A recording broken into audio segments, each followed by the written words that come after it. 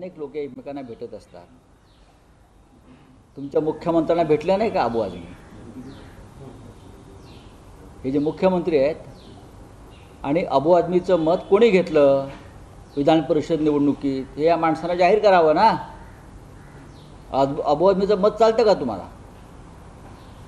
समाजवादी पार्टीची मतं ही कालच्या स्थानिक स्वराज्य संस्थांच्या निवडणुकीमध्ये कोणी विकत घेतली हे सांगावं आणि मग अबू आझमीविषयी बोलावं. कावड यात्रेसंदर्भात काल सर्वोच्च न्यायालयाने निर्णय दिला आणि उत्तर प्रदेश सरकारने जो निर्णय घेतला त्याला अखेर स्थगिती देण्यात आलेली आहे. मी सर्वोच्च न्यायालयाचे आभार मानतो की अशा प्रकारचे राजकीय निर्णय नसतात ते. हे माझं हिंदुत्व तुमच्यापेक्षा किती ठळक आणि गडद आहे दाखवण्याची चढावड भाजपात सुरू आहे. भाजपा अंतर्गतच हिंदुत्वाच्या चढावडी सुरू आहेत. त्यातून हे कावड यात्रेतलं नेमप्लेटचा विषय समोर आला. गेल्या अनेक वर्षापासून कावड यात्रा अत्यंत सुरळीत सुरू आहे.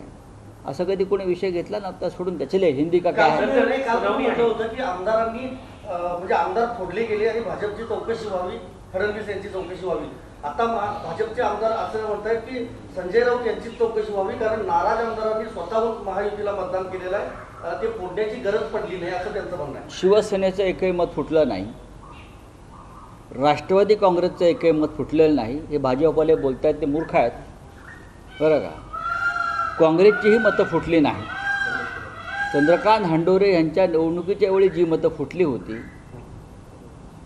तेव्हाही एक आमदार चंद्रकांत हंडोरे म्हणजे उमेदवार पडले होते, तीच मतं यांनी विकत घेतली. नाराजी असणं आणि मतं विकत घेणं भ्रष्ट मार्गानं यात फरक आहे.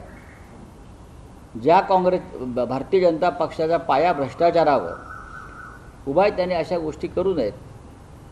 देवेंद्र फडणवीस यांची चौकशी यासाठी व्हायला पाहिजे की ते स्वतः जाहीरपणे सांगतात, गृहमंत्री असलेले व्यक्ती, मी 20 मतं फोडली. कशी फोडली? तुम्ही का महात्मा गांधी आहात की मार्टिन लुथर किंग आहात की लोकांनी तुमच्या विचारांच्या मागे जावं?